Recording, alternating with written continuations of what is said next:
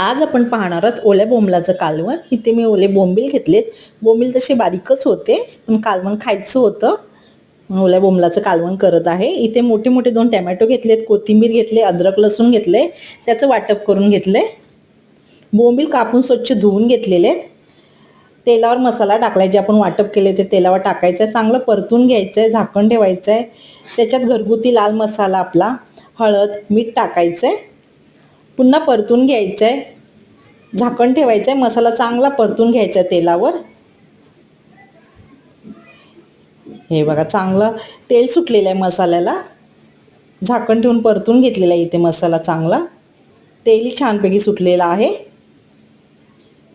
थोडं पाणी टाकायचं आहे आपल्याला. तुम्हाला किती पातळ घट्ट पाहिजे असेल कालवण, त्याप्रमाणे पाणी टाका. कालवणाला उकळी आली की ह्याच्यात बोंबील सोडायचे आहेत. हे बघा, अशा प्रकारे मी बोंबील सोडायचे आहेत कालवणात आपल्याला. 1 किंवा 2 उकळी घ्यायची आहे. इथे कालवणाला उकळी आलेली आहे. गॅस जास्त फास्ट नाही करायचं आहे, मंद आचेवरच उकळी घ्यायची आहे. 1 किंवा 2 उकळी घेऊन गॅस बंद करून द्यायचं आहे. वरून इथे कढीपत्ता टाकलेला आहे.